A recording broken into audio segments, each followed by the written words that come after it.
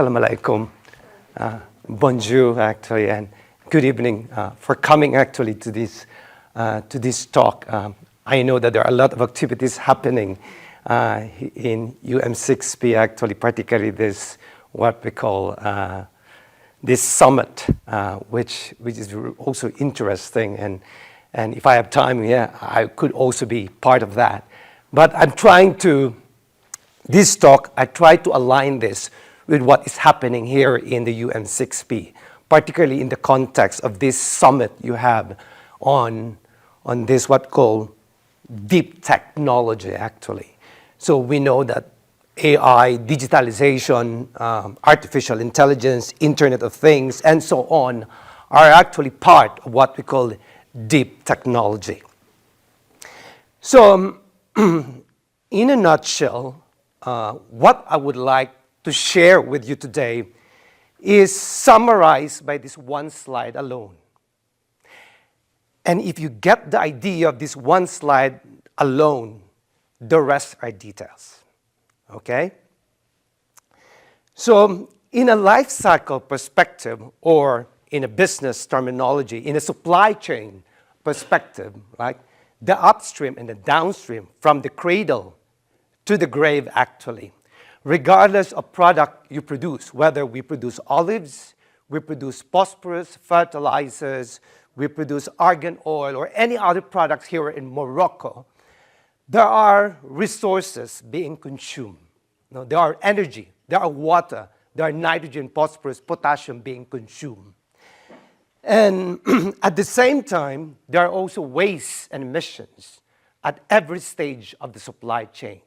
So which means from the raw material extraction, from the mining, and then the processing, and then the transportation, the way we use things, and then we dispose it.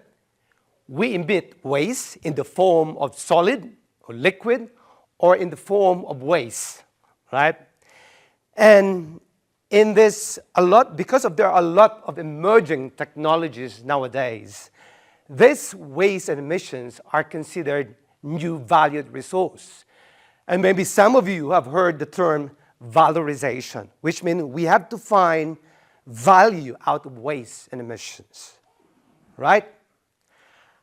However, we are operating within the constraints of the Mother Earth nowadays. We need to design products, processes, supply chain within the carrying capacity of the Mother Earth. We also need to be aligned with the agenda of the United Nations Sustainable Development Goals, where we know there are 17 goals, and there are many indicators and metrics. And there is also what we call COP29, which is the agenda for net zero, the carbon neutrality, as well as this what we call global warming issue. And at the same time, we need to produce more than adequate energy, as well as food, actually, which is really a big topic nowadays. And we know that by 2050, we are around 9 billion of us. So that translates, while we are expected to be 9 billion, that translates that we need more food, and that translates that the expected demand for phosphorus will also increase over time.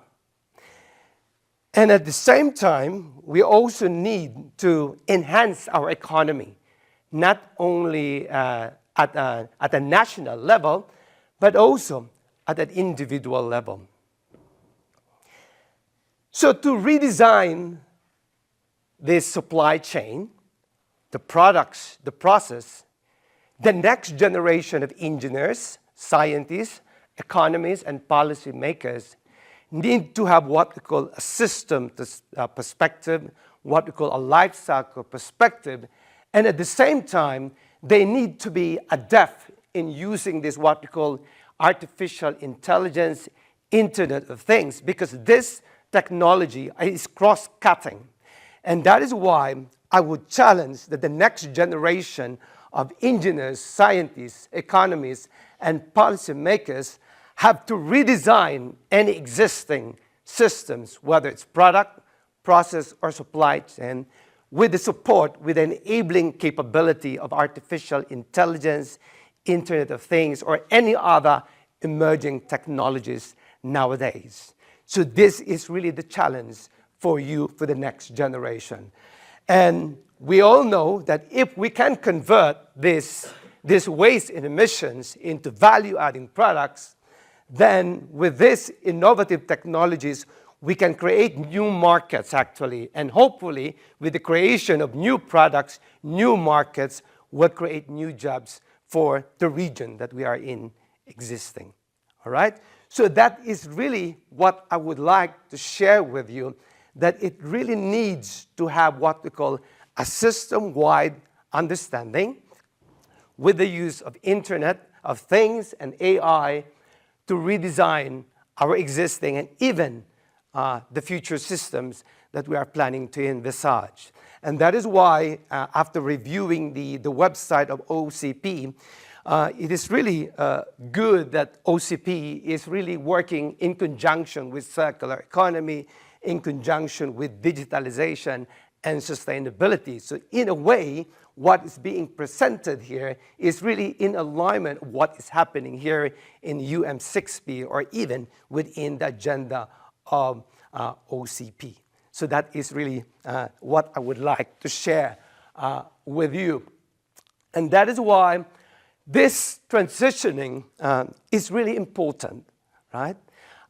It is about time for us to move away from what we call linear economic system, where we take the raw materials and then we process the raw materials and then we just dispose it.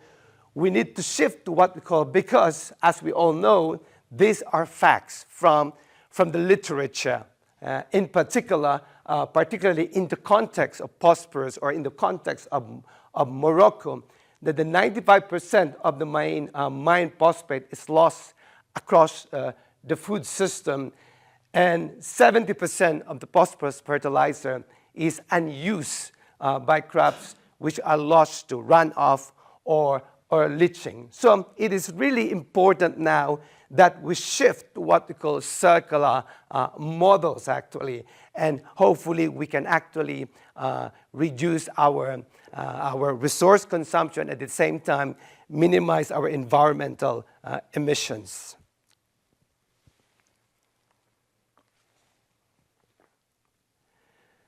So we still have time, although that's really the nut of my presentation today, of my talk.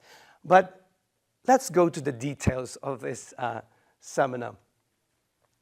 So this is just the outline where we talk about our common global sustainability challenges. We talk about the shift that we need from the linear to circular agri-bioeconomy systems, the deep tech enablers, where some of you have attended the summit and some of them maybe have mentioned this technology. And then we're going to explore on how can this be applied in the case of Morocco's phosphorus value chain, which is really the core of my research project. Then we'll look on the frame of circular economy. Then I will propose some collaborative research opportunities, because my intention of this seminar is really to generate ideas, right? It is not, I'm not presenting here a specific research project, but really to present ideas for the purpose that we can write grant proposals, we can write joint manuscript. Maybe some of you who are thinking about startups, maybe you can get some ideas here to develop a startup or any other funding, or maybe you can think about a potential PhD project in the future. And that is really the intention of this seminar. So when I was working in the United States at the National Renewable Energy Lab, I am faced with this question: what complex system problems are we trying to solve that even up to now we haven't solved it? The first one is that we would like to have more than enough energy and food, right? And that is why we explore renewable energy, we explore green hydrogen, solar panels, wind turbines, geothermal energy, And we also make use of, we would like to produce more food, and we try to minimize excessive consumption of those critical nutrients. And at the same time, we also want to alleviate the plight of the poor, let's say here in Morocco. And we also want to enhance the income at an individual level. But I would like to argue that it is more important that we target on how can we have more than enough resources. We need to have a secured amount of resources, whether it's water, energy, nitrogen and phosphorus and potassium. And that is why I would like to pose this question to you, particularly the next generation of scientists and engineers, on how can we make use of this, what we call AI, or maybe you can use the term deep technology actually, in such a way that we can actually shift to what we call circular and sustainable agri-food system. And that is really the challenge, whether you are an early career researchers or you are actually an emerging scholars here in Morocco. But before we proceed to really propose some alternatives, let's understand why we are in this precarious situation, why we have this what we call United Sustainable Development Goals, UN SDG, and so on. Let's look Mother Earth, right? So this is what we call the linear, the existing economic system we have, where we take the resources, the inputs, maybe one of those is phosphorus. We convert them into some kind of a product, maybe an olive or a fertilizer or so on. But we just dump that back to the Mother Earth, right? And that results to accumulation of carbon dioxide, sludge, wastewater, particularly in the context of fertilizer or phosphorus mining, and even the generation of solid or biomass waste. This accumulation of waste has a consequence on the Earth's natural system, right?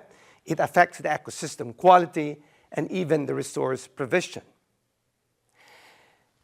And we realize from this diagram that there is an independent relationship between the human system and the Mother Earth, the planet Earth.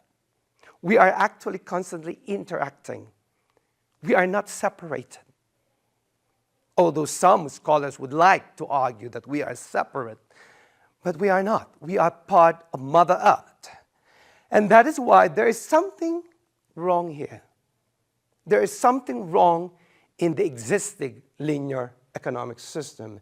And that is why there are a lot of interests in shifting to what we call circular economy, starting with these 3R principles, which is really we reduce as much as possible of the resources, we reuse them, and recycle them.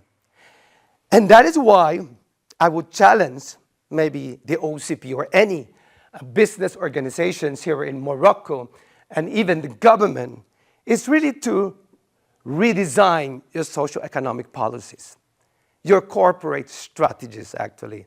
And it's good that OCP is really, is working in this what called circular economy agenda, as well as this sustainability agenda. And it's important that we develop what we call local climate change action plan.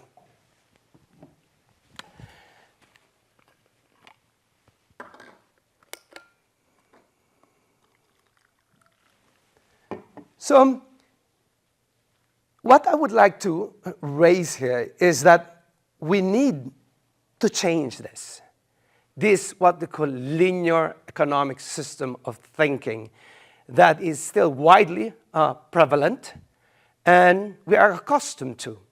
And that is why some of the leading scholars in the world is questioning and trying to change this. And there are a lot of models, frameworks that we can follow actually, because there is a realization that there is really an interdependence and interconnectedness between human and Mother Earth. Some of you have seen this diagram before, and this is really based on what we call ecological footprint indicator, where this indicator expresses the ratio between how we humans use resources and dispose our emissions compared to the carrying capacity of the Mother Earth, its carrying capacity to produce resources, as well as its carrying capacity to absorb our waste and emissions.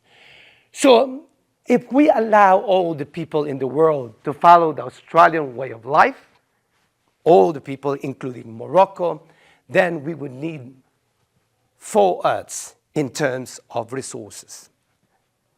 And I've Googled it, and with respect to the case of Morocco, it is 1.1, so it exceeded like 10%, which is more or less good. But on the average, we have 1.7. But we know that we have only 1 Earth. And that is the reason probably why we're exploring Mars nowadays, right? Because we would like to, again, extract resources in Mars or maybe other planet in the world. And that is really alarming because, as we can see here, we need to really change something in the economic system. We need to change our consumptive patterns, actually, if we're really serious about addressing our sustainable development challenges. And mostly in the developed countries in North America, in Europe, and in Australia, there are actually in this what called red zone, right? Luckily, Morocco is there. It's not bad, not yet. But those countries are really in the red zone.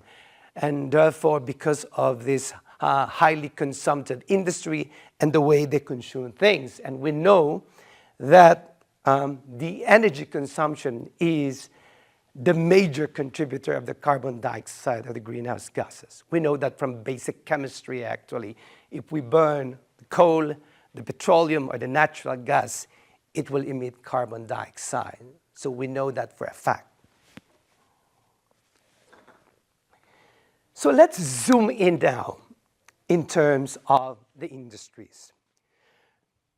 So if we can identify which sector, which industrial sector contributes the most, we would see here the energy sector contributes to the greenhouse gas emissions, followed by the agri-food sector. And maybe in the context of Morocco, particularly when we are producing phosphorus, the energy used in industry on the average globally is around 24%, actually. And that is why a lot of heavy industries globally are really trying to change their energy mix, incorporating renewable energy, and maybe the possibility of incorporating the green hydrogen. And that is why there are a lot of interest about green hydrogen, even here in Morocco, in Saudi Arabia, as well as in Australia, as well as globally. And for those of you who have not a basic understanding of the climate change, or maybe COP29, the accumulation of the greenhouse gas at the troposphere will eventually has an impact in terms of our agricultural products. So in a way, this is what we experience. We don't see carbon dioxide, we don't see greenhouse gases, but we see the coastal area damage, we see drought, we see flooding, and so on and so forth. And that is what we are experiencing, and that is what's being reported in the news. So in the case, again, in Morocco, zooming in, these are the major contributor of the greenhouse gases. Again, the consumption of electricity and heat there, which is good that there is an interest here in Morocco on the green hydrogen, the transport, and the agriculture. So it would be good that in terms of research or in terms of projects to be funded here in Morocco, particularly if we are serious in reducing our greenhouse gases, we can actually propose projects particularly related to these three major sectors because they are the major contributor of the greenhouse gases. So how does climate change impact us, the business, as well as the society? This is what we experience, right? Maybe in Morocco, that could be a frequent drought, or maybe the rain and heat wave, or maybe an insect outbreak. But in Australia, we experience all of those, right?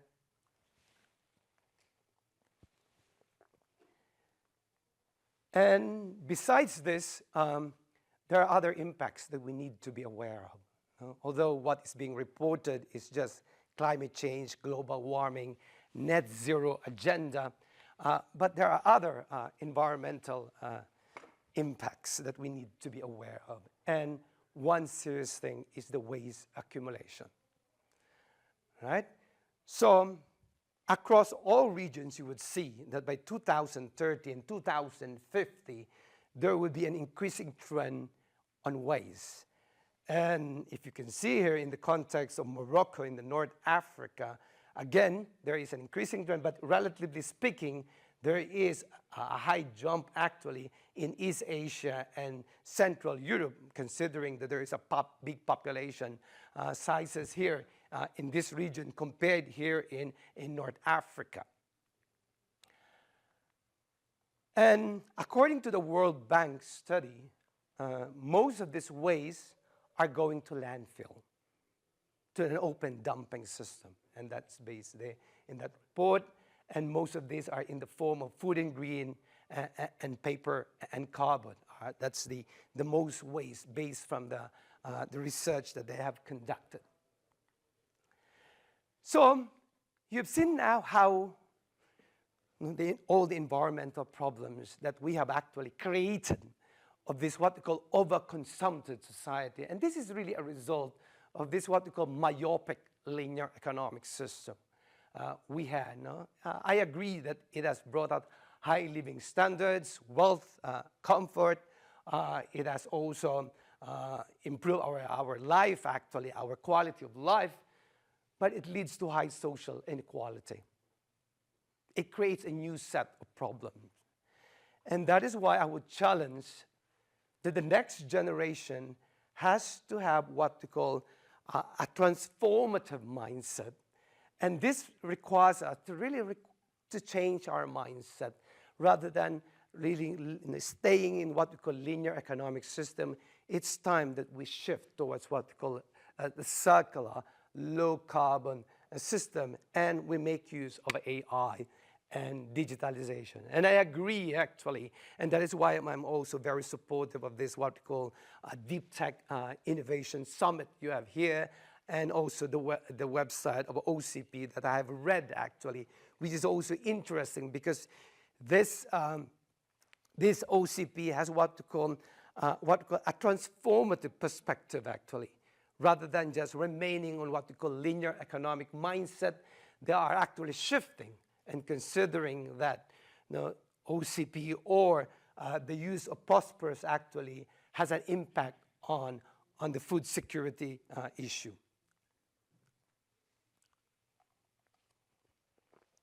So let's talk about the shift, right? So let's leave linear economic system behind. And hopefully by the end of this seminar, you will be more supportive of OCP agenda, of UM6P agenda, actually. And hopefully you can align all your research activities, projects, maybe your grant proposals, your PhD thesis, whatever you have, in support of this what we call low carbon and circular economy. So let's talk about briefly this challenge of sustainability in alignment with the UN SDG. In the field of industrial ecology, sustainability engineering, or ecological economics, we have this master equation. And this is developed by two professors, one from Yale and another one from Arizona State University, where they argue that the environmental impact is directly proportional to the population. So the higher the population, the more waste, the more greenhouse gases emissions. And the richer is the country, the higher the GDP, then the expected waste and emissions is also higher. And depending on the technology being used, and based from what I've learned in Germany, they have what we call best available technology, where the intention is to reduce the environmental impact. And that would also dictate on how high or low is the environmental emissions. And at the same time, maybe some of you maybe in business discipline or economic discipline, you have encountered this what we call triple bottom line of sustainability, right? And again, what is really happening is this Mickey Mouse version, right? So there is still this big emphasis on the economy, profit, revenue, while the social and the environmental is just an add-on. But what we are arguing in the field of industrial ecology and sustainability engineering or science is that the economy is just a subset of the society, and both of them is really part of Mother Earth, part of the environment. So in a way, we need to really design our system in such a way that the human systems is just really a subset of the natural system. And that's what we are trying to argue in strong sustainability model. And that is really the request of Mother Earth.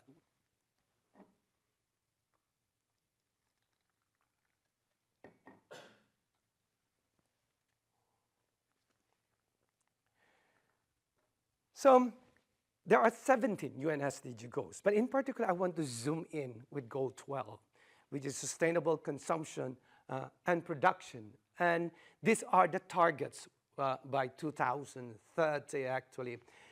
With respect to sustainable management of resources, phosphorus included, the waste reduction and circular economy, and it's good, again, OECD is aware of this, and environmental sound chemical and waste management, the use of fertilizers, and again, a lot of universities nowadays are also developing courses, trainings actually, in alignment with sustainable development. So let's continue on our transition, moving away again from the linear economic system. To shift successfully or effectively to what we call low carbon circular economy, we need to have what we call systemic innovation.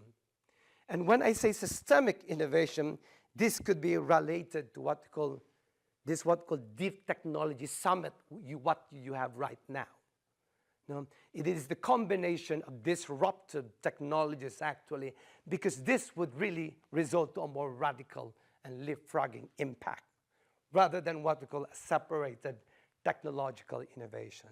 So a combination of disruptive technologies with this support of deep tech innovation will really help us to leapfrog actually and reduce our environmental impacts and shift our economy into what we call circular and sustainable. Rather than talking about circular economy by definition, let me show a video clip so that I can relax a bit.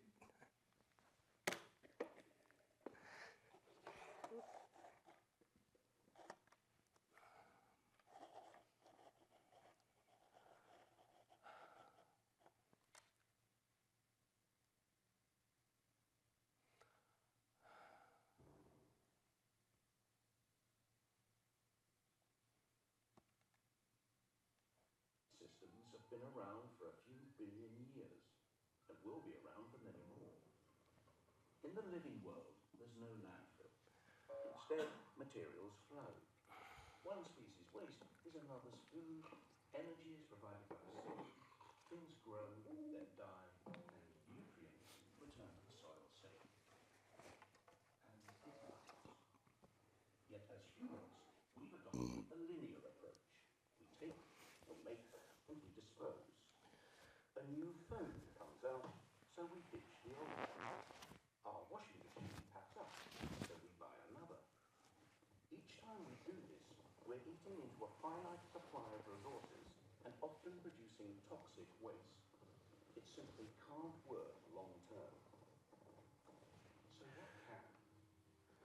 If we accept that the living world's cyclical model works, can we change our way of thinking so that we too operate a circular economy? Let's start with the biological cycle. How can our waste build capital rather than reduce it? By rethinking and redesigning products and components and the packaging they come in, we can create safe and compostable materials that help grow more stuff. As they say in the movies, no resources have been lost in the making of this material. So what about the washing machines, mobile phones, fridges? We know they don't biodegrade. Here, we're talking about another sort of rethink, a way to cycle valuable metals, polymers, and alloys, so they maintain their quality and continue to be useful beyond the shelf life of individual products. What if the goods of today became the resources of tomorrow? It makes commercial sense. Instead of the throw away and replace culture we've become used to, we'd adopt a return and renew one, where products and components are designed to be disassembled and regenerated.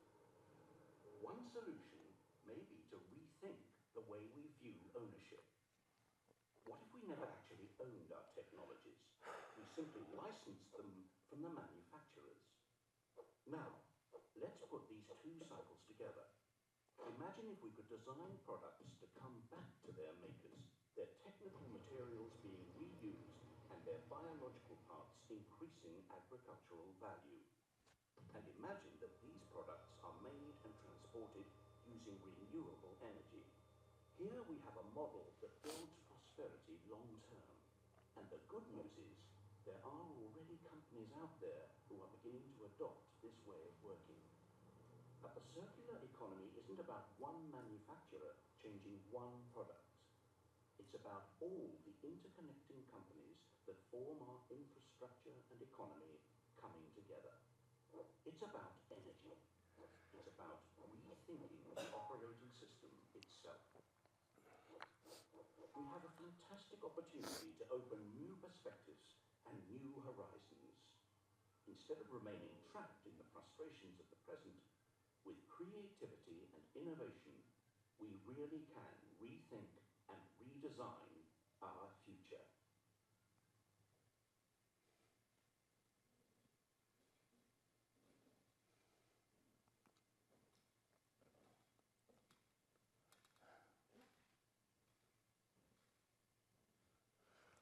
All right, so really with this idea of circular economy, it really requires us to be creative, to be innovative. And I think there is one event last week actually, or a week, 2 weeks ago actually, where there are a lot of discussion about creativity and innovation. And it's good nowadays also there's a lot of discussion about startups, which really relates to what we call creativity and innovation. And in the context of circular economy, there are 3 principles that we need to be aware of.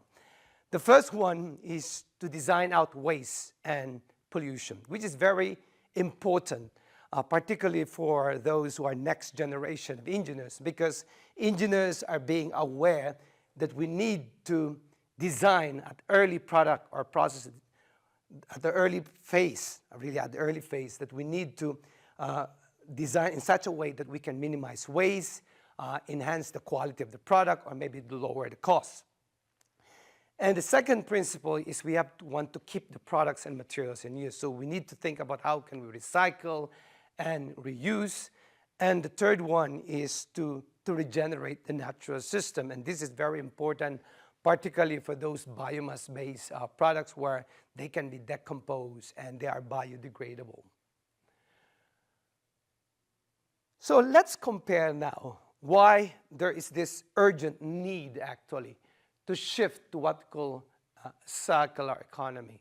Why even OCP and other countries in the world, or many multinational corporations would like to shift to what we call circular economy systems. We know if you have an engineering perspective, we optimize the elements of the system. But in addition to that, in the circular economy, as I'm pointed out, the interconnections are important, right? I have told you that there is an interdependence and interrelationship between the Mother Earth and the human system, and that we need to take into account.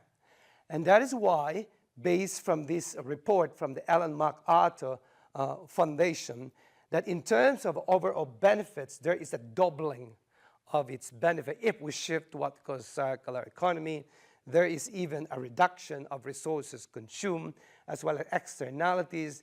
There is a tripling of the gross domestic product, and there are a lot of benefits. And that is why many Asian countries, even African countries, are really interested to move away from the linear economic system.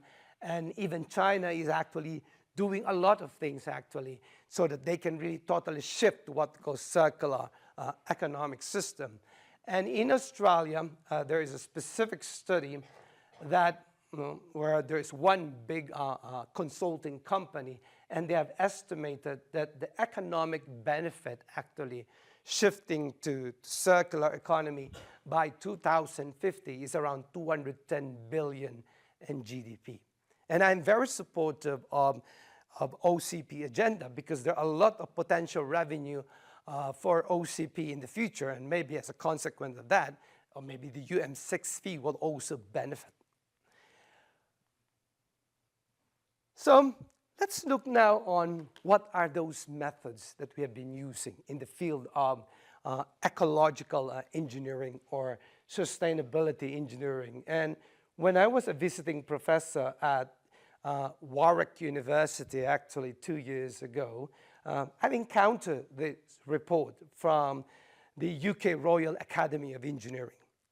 And they are pointing out the use of the urgency of training the next generation of scientists and engineers to become system thinkers, right? And this is really what I would like also to bring here, that hopefully you can also train, whether you are economists or policymakers or business leaders, to really have this mindset of system or linear cycle or a life cycle perspective. So when I was also working at the University of Purdue, actually in the United States, I've encountered this what we call system of system thinking.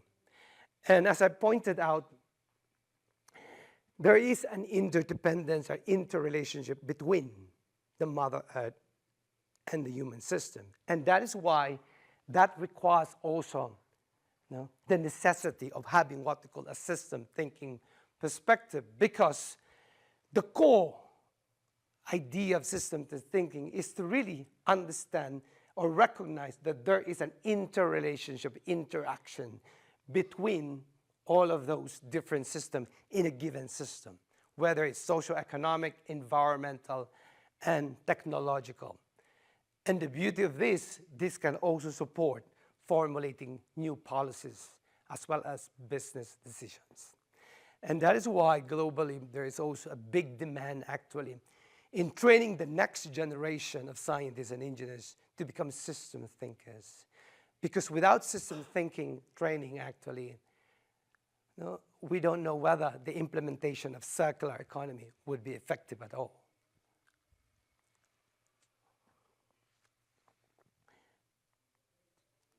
And that is why I encourage you, maybe you can actually take some courses, or maybe you have already courses here at the UM6P, to think in systems. Not only as an engineer, because as an engineer we are trained to think in systems, right? The computer is designing systems, all of the appliances, we think in systems. But for policymakers or business leaders, I would also like you to think in systems. And systems that everything in this world is interacting. They are interdependent. They are interrelated. And there are a lot of tools nowadays, actually, to facilitate this, to understand this, what we call feedback loops, this interrelationship between systems. And that is what I would like to bring into this slide. So in the field of industrial ecology, we would like to advance this, what we call whole systems approach. And we would like to enable this, again, with AI and digitalization. And again, that really requires interdisciplinary, transdisciplinary approach. And that is why I'm very appreciative that the UM6P is also an Institute for Advanced Studies, where the intention is really to advance into transdisciplinary research. And it has also come to my realization that addressing the problem nowadays, particularly our global challenges, requires inter-transdisciplinary understanding of the problem. This single disciplinary approach, single disciplinary methods won't solve the problem. But the worst is that it will just create another set of problems that we are trying to avoid with the use of interdisciplinary or transdisciplinary. But in particular, these are some of the methods we are using, the life cycle, the system thinking, and industrial metabolism. And nowadays, we would also like to make use of AI and IoT.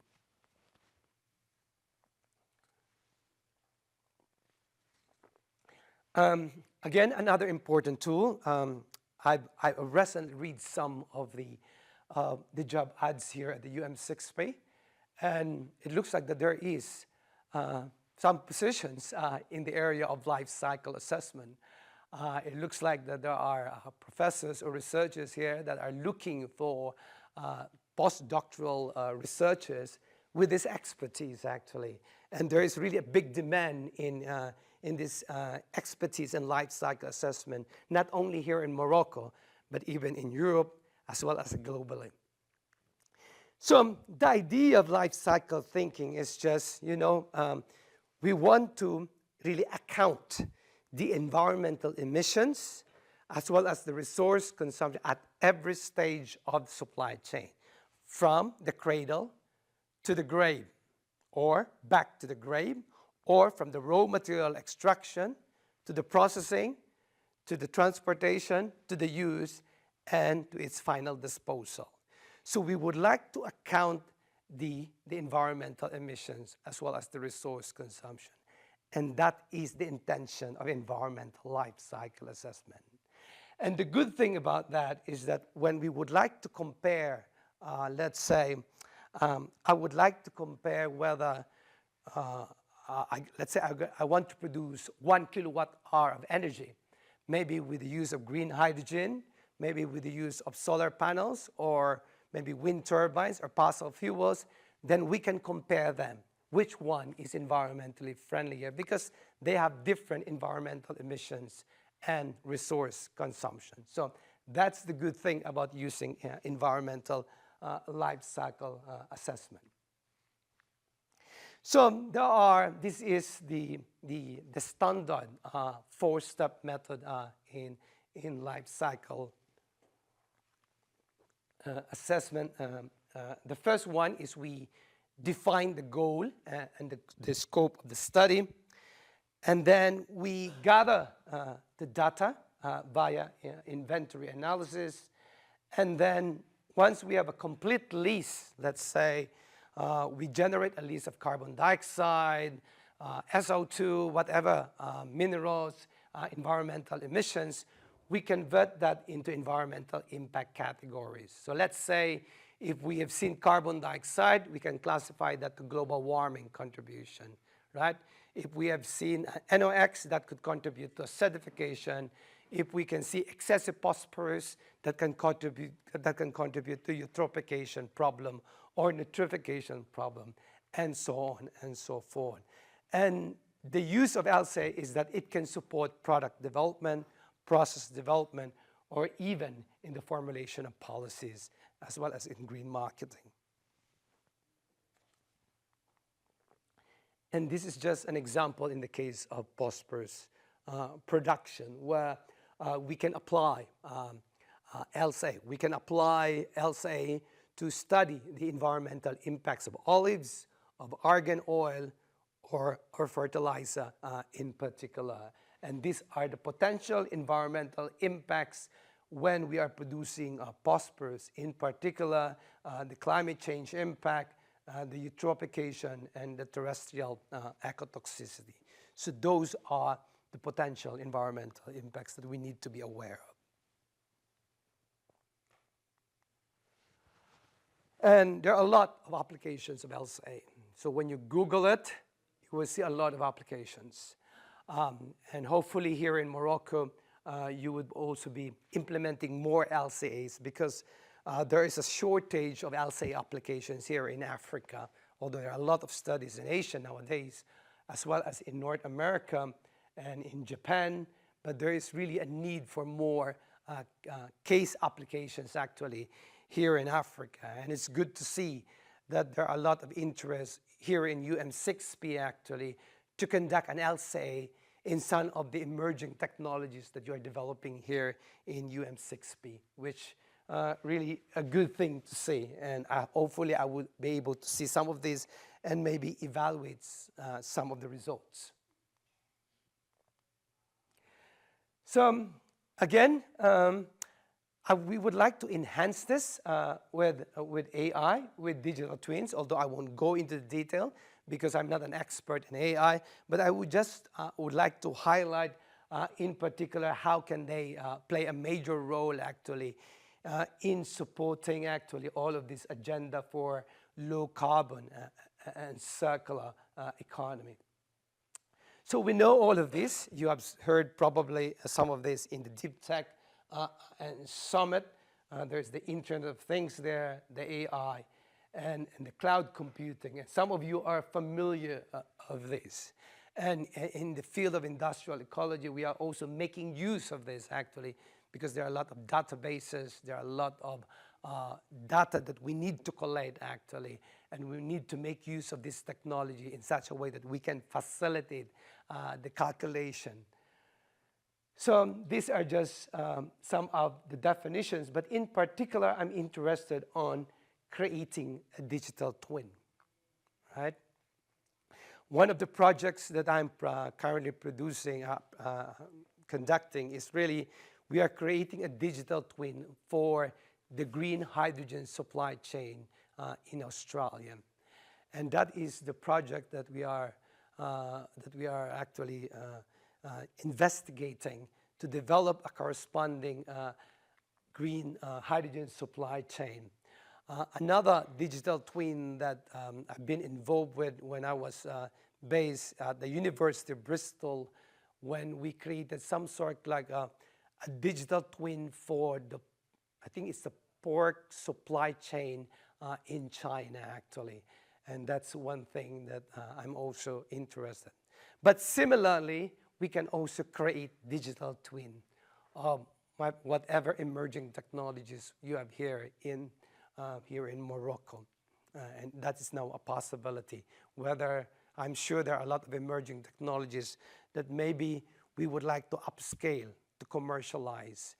And it would be very important to maybe explore first these technologies, particularly when we upscale them, what are its large-scale environmental impacts, its social implication, as well as the economic revenue before we physically implement it, right? And I think that's the beauty of creating a digital twin, actually, so that we can explore the different scenarios before we physically implement it.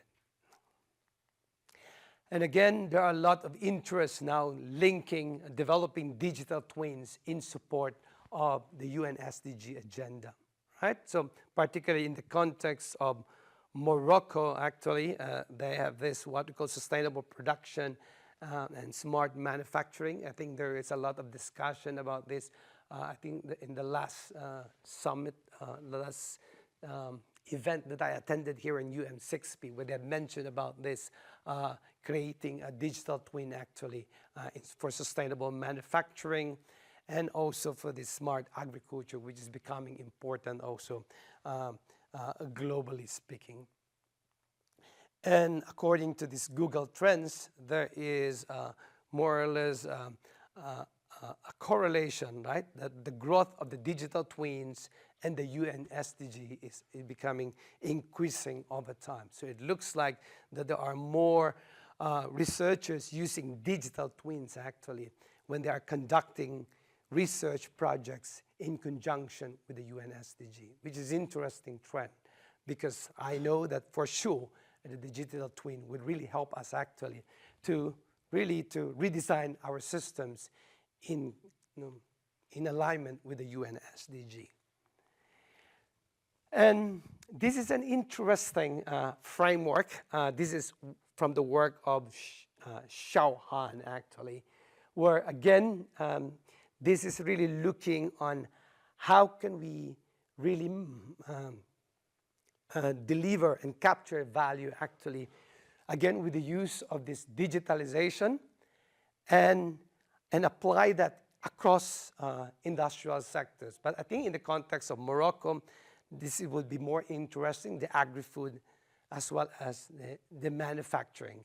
And again, because we would like to maximize the benefits of circular economy. And again, it has been pointed out in this framework. This is not my framework, but it is the framework that is really published, really to look on what we call AI-enabled value delivery and value capturing so that we can maximize the benefits of shifting towards a circular economy.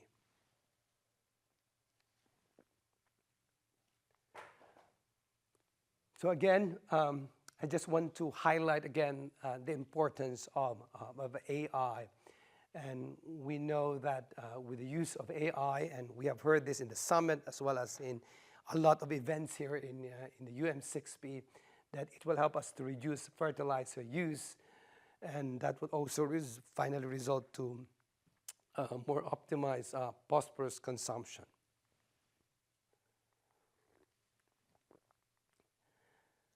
So again, I think I don't need to explain this. Definitely there is an increasing consumption, considering that we would like to, the increasing demand for food because of the increasing population, but we need to be aware of that there are a lot of environmental impacts that we need to be aware of. And that's why a system thinking, life cycle, and whole system approach is really needed. And in 2023, again, the global phosphorus fertilizer is expected to continue to rise. So we can actually redefine, we can actually modify the definition of circular economy actually in the context of agri-food sector. And again, what is being added here is this regeneration and the biodiversity concept in the agroforest ecosystems, because the video clip that you have shown is more about technical materials rather than a biomass materials, but we need to redefine this what we call circular economy in the context of agri-food sector. And again, when I move around here in Morocco, I really enjoy, the juice. You have the avocat, right? So I've decided maybe an example, an avocado would be a good one because every time when I go to a Medina, I always order, I would like an avocat. So maybe next time I would try the sugarcane with ginger. That would be good also. But these are some of the strategies maybe in alignment with C on how can we reduce the waste actually and maximize actually what we call when we shift actually our let's say avocado production in the context of circular economy. So we can even produce guacamole there, cosmetics, animal feed production, which are value-adding products. So it will really add to the revenue base of the farmers rather than just selling their avocados. Why not? No, particularly those off-specs avocados, you can produce animal feed or cosmetics actually, which is really good. And that would also create new markets actually and new job opportunities. Another emerging concept, I think, I'm going to show a video clip rather than talking about, again, the concept of circular bioeconomy. It's a very short clip, maybe just a 2-minute clip.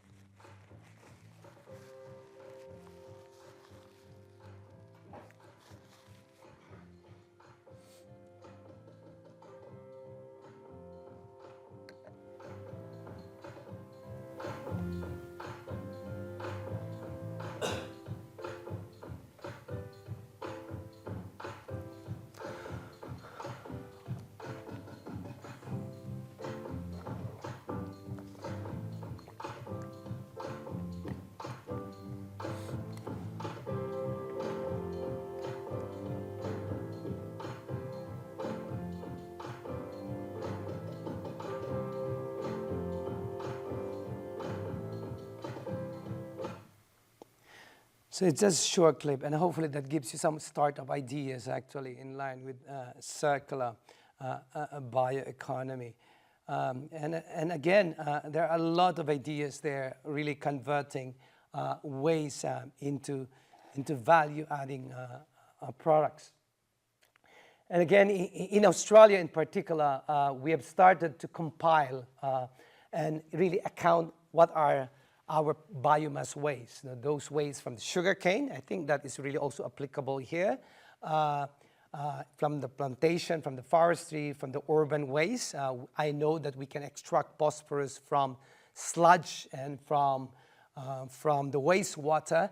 And again, we can produce value-adding products. For the case of Australia, we can produce biofuels, bioplastic, and biochemicals. And this, again, will add to the income of farmers rather than they are just selling those agri-food crops that maybe they have only a very minimal profit margin because most of the margin is taken by big corporations. But hopefully this would give them more revenue, more income actually in terms of value-adding products.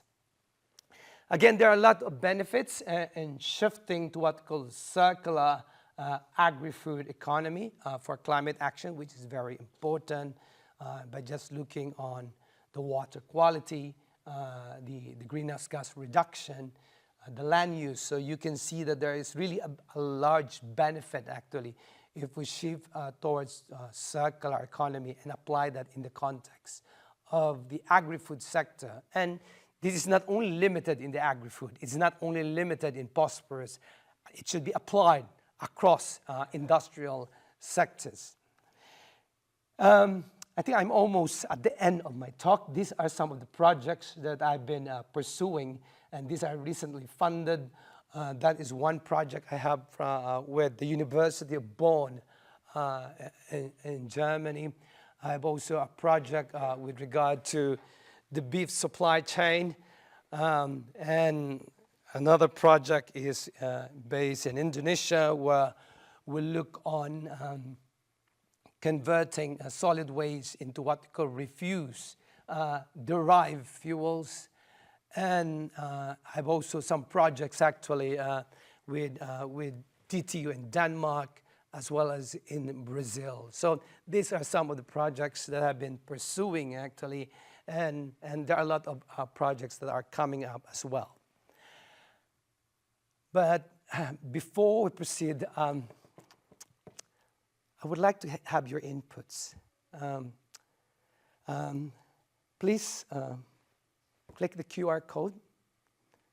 What percentage of phosphorus applied as fertilizer actually ends up in the food we eat?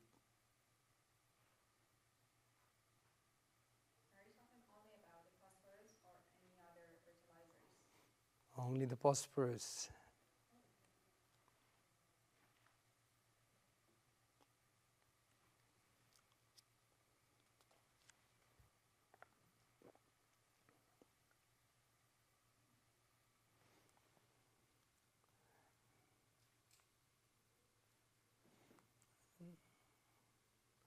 I don't know whether we can see the result here. Let's see.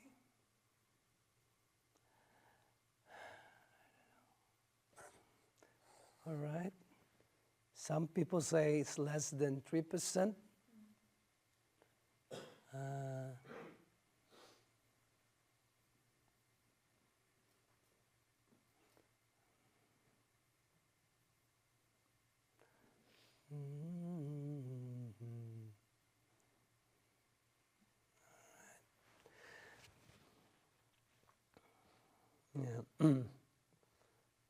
Yeah, and the answer is based from some of the study published report that is only 10 to 30% of phosphorus actually reaches our food. Most are lost to runoff. We need to claim them back. Maybe we need to redirect them. And that is why the circular approaches can really help us. Reduce, reuse, and recycle. So this is the project that I'm pursuing here at the Institute of Advanced Studies. And this is my third week actually here in the UM6P. I'm just staying here for 1 week.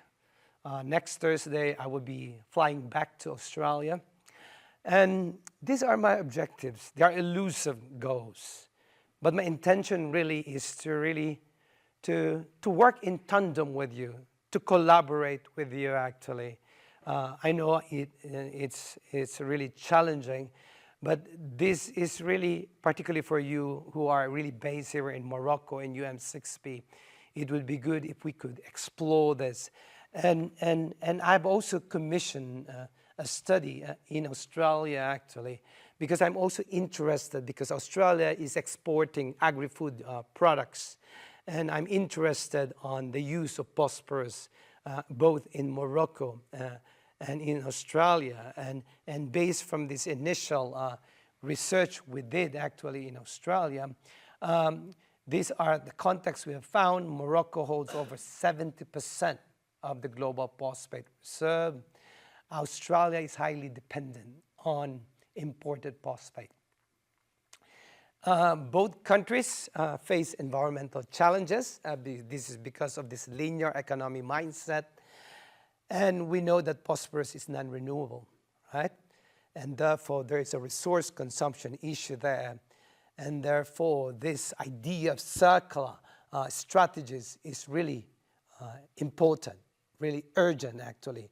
And so we need to redesign this phosphorus production or this fertilizer production, either here in Morocco or in Australia, in such a way that we can minimize this non-renewable phosphorus consumption, actually, and maybe redirect it somewhere else.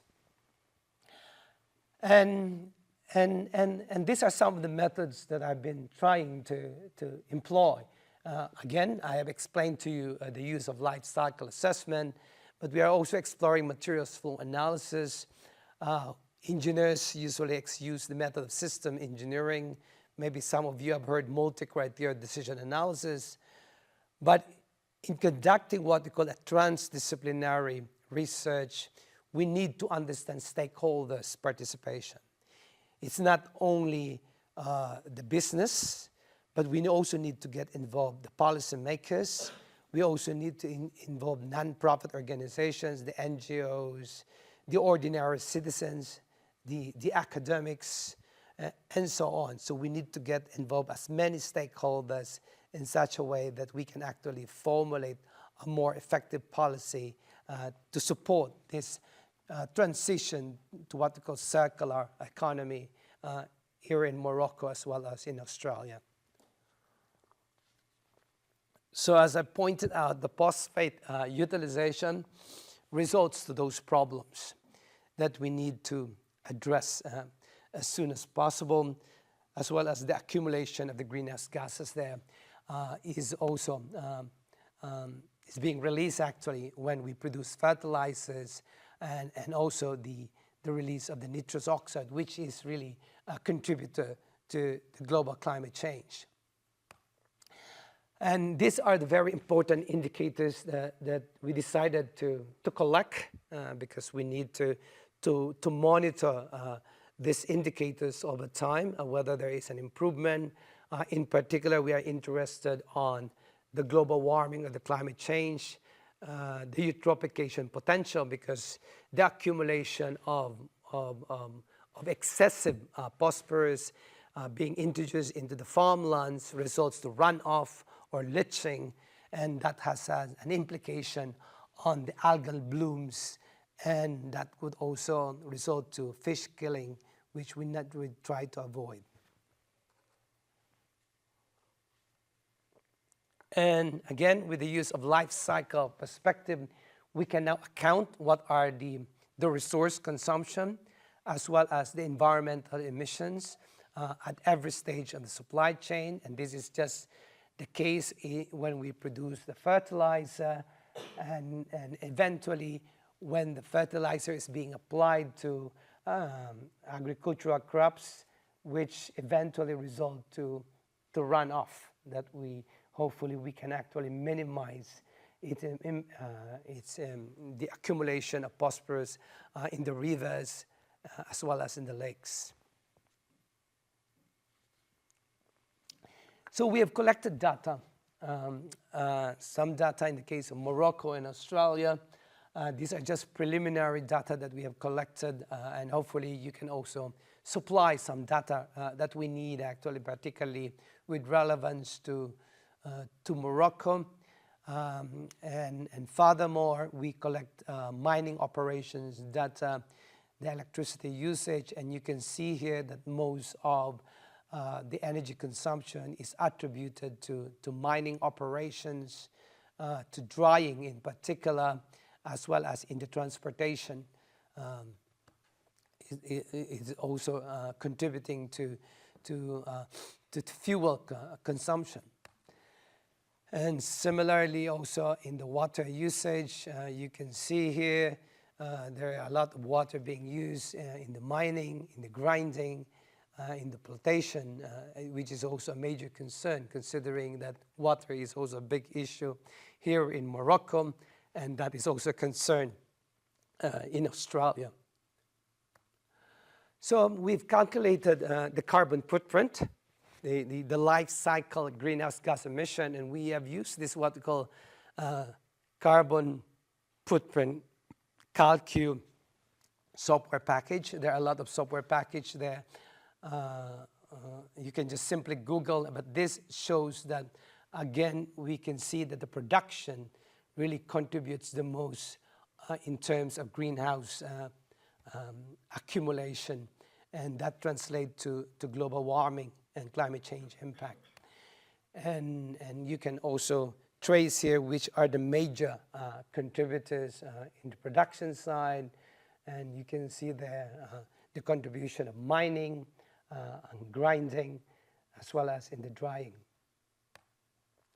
We have also collected the data on phosphate in Australia, and similarly we also discover that it's still the production is contributing to the problem. Yeah.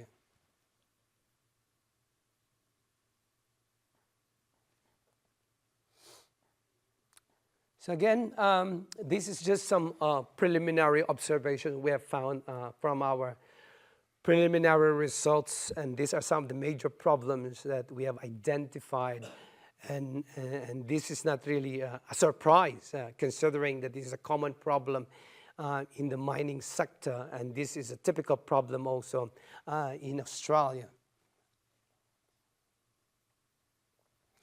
And similarly, we have conducted also a GHG modeling and emission hotspot, and it's shown again that the mining and processing contributes to the carbon dioxide emissions the most.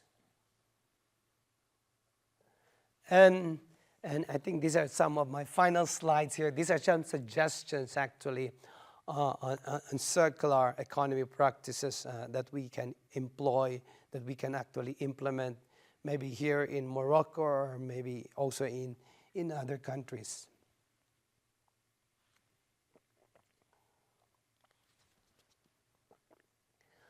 I think this is the case of in Denmark. as well as in Australia. So again, I think government participation, actually encouraging a lot of companies to participate in this transition, requires incentivizing these businesses, actually, and government has an important role, particularly on how can we regulate the waste and how can we create markets for circular products and really training and knowledge sharing. And again, as I pointed out, there are a lot of benefits if we shift to what we call circular economy in agri-food production. So as I contemplate, actually, when we shift to what we call circular economy and we become more efficient in producing maybe phosphorus and using phosphorus, and maybe we would require less phosphorus in growing our foods, then what are other usage of phosphorus? And I think these are some of potential opportunities for Morocco, considering that we produce a lot of phosphorus here, and nowadays there is a big demand for battery production. And I think during my first week or second week here in UM6P, there was a training in green chemistry, actually, and there was a lot of discussion about battery production, on how we can make use also of phosphorus, actually, in lithium iron phosphate batteries for electric vehicle and storage, which is a good opportunity for OCP if they can diversify their phosphorus production, particularly based on the requirements of battery production, or even flame retardants. These could be potential opportunities for OCP, or maybe for Morocco as a whole. And again, these are just maybe some ideas that I would like to put forward.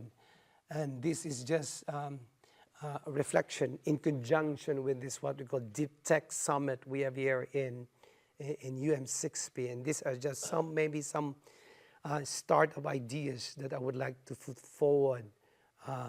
One would be a smart nutrient tracking using an IoT and ML, or maybe an AI-driven monitoring dashboard. So these are just some ideas that I would like to put forward, and maybe some of you might be interested to bring this idea on board and maybe implement this. And you can see there that what are the scientific foundation and what are the impact potential.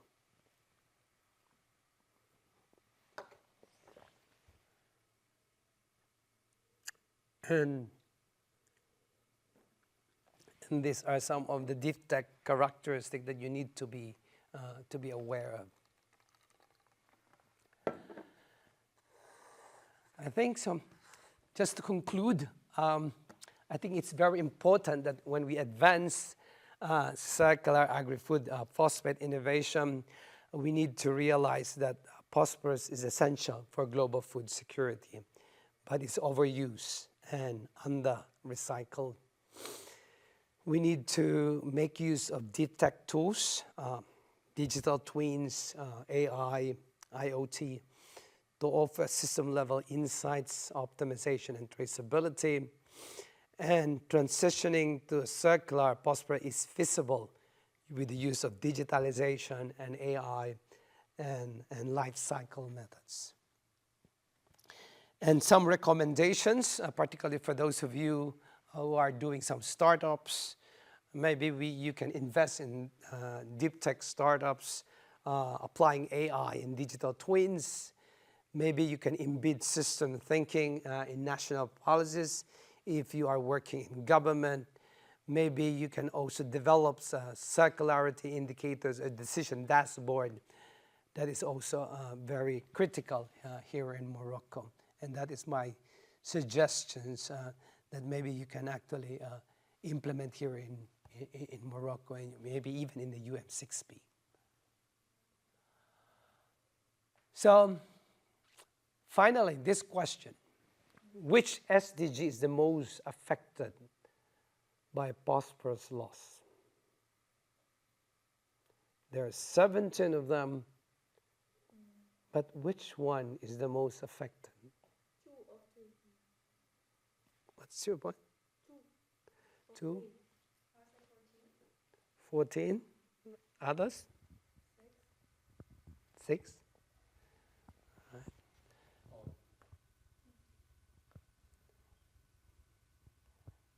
But based from the study, it's really 2. It's because it's related to hunger, food security.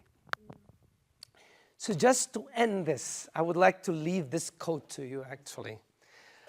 The paradox of life, right?